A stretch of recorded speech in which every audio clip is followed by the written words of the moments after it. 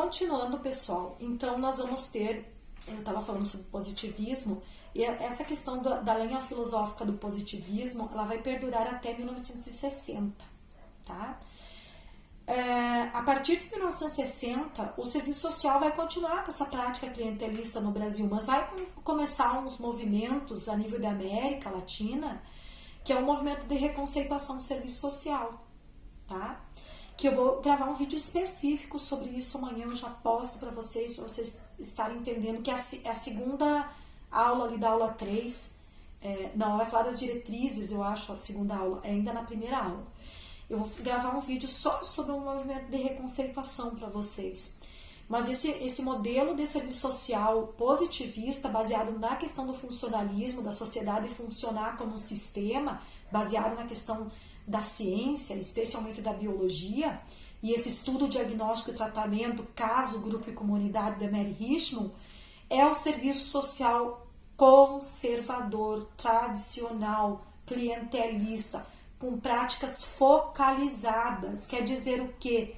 Que eu soluciono momentaneamente o problema ali, porque eu não estou trabalhando o contexto social, estou trabalhando só o indivíduo, então eu não soluciono todo aquele contexto social. E é um serviço social acrítico. Então essas são as características do serviço social brasileiro até 1960. Acrítico, clientelista, focalizador, baseado na questão do indivíduo como disfunção social, e ainda nós vamos ter, para incrementar tudo isso, a questão do primeiro damismo, tá?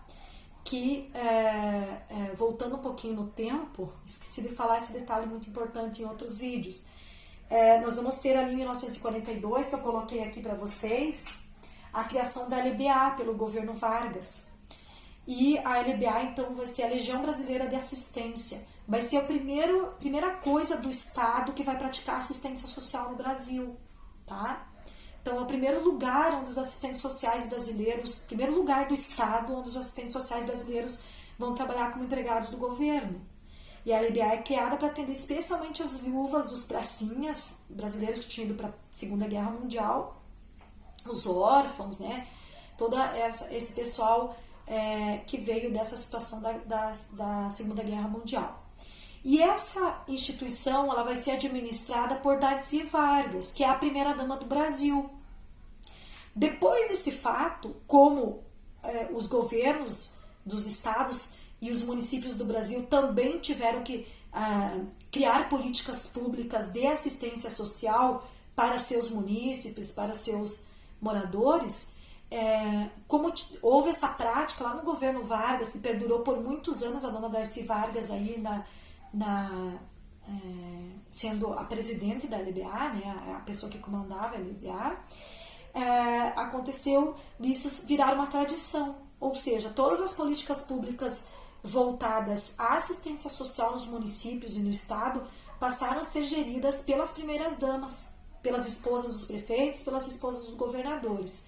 E por isso, não interessava se ela fosse analfabeta, se ela tinha alguma questão de estudo, não interessava. Essa pasta, essa política pública era direcionada às primeiras damas. Por isso que veio essa questão do primeiro damismo, que é uma questão histórica, uma construção social brasileira. Até bem pouco tempo atrás ainda tinha municípios onde a secretária de assistência social ou secretária do bem-estar social, que nem se usa mais bem-estar social, era a primeira-dama. Então, é muito recente ainda no Brasil esse término das primeiras-damas cuidando da política de assistência nos municípios e nos estados. Isso era uma questão bem clientelista, porque muitas vezes as cestas básicas, as roupas, né, os alimentos,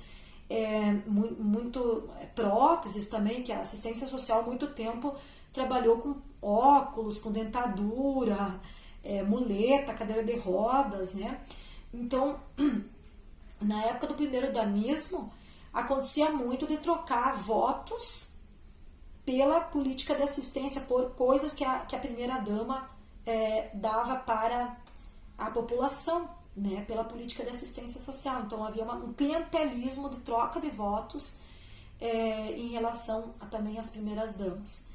E aí vai chegar na parte da apostila de vocês, na apostila número 1, da aula 3, ali no ambiente virtual, que vai ter um esqueminha assim, ó, escrito Cultura da Caridade, que ela vai traçar um DNA da nossa profissão quando ela surgiu, tá? E que perdurou e que tem resquícios, pasmem vocês, até os dias de hoje em algumas práticas e alguns assistentes sociais, os resquícios que eu já enumerei aqui para vocês, que agora nesse esqueminha aqui que tá na apostila de vocês fica bem mais claro.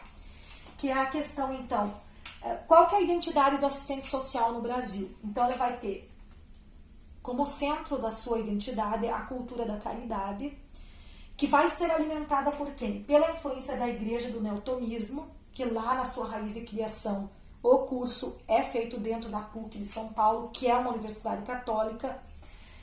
A base filosófica é o neotomismo, que é a base filosófica que subsidia todo o pensamento da igreja católica, da doutrina social da igreja. E nós vamos ter, então, a origem do serviço social vinculada à questão da caridade. Lembram lá no início que a igreja queria profissionalizar as ações de caridade que ela já vinha fazendo no Brasil. Então, ela cria a profissão, então está muito, muito interligado com essa questão da caridade.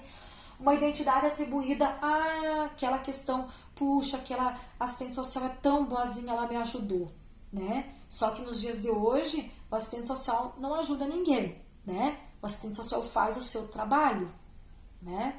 Então, tá muito vinculada lá no passado, quando o assistente social era aquela moça boazinha que ia ajudar todo mundo, né? E ensinava a varrer a casa, dar banho no filho, cortar a unha, né? Essas coisas. E aí, nós vamos ter o vínculo com a assistência, com as primeiras damas, né? Que é aquela questão que eu estava falando para vocês da dona Darcy Vargas. Então, nós temos quais são as características que permeiam o surgimento do serviço social no Brasil, que permeiam a profissão de serviço social. São essas aí. Influência neotomista, nas suas raízes, né? Onde que está a raiz do serviço social no Brasil?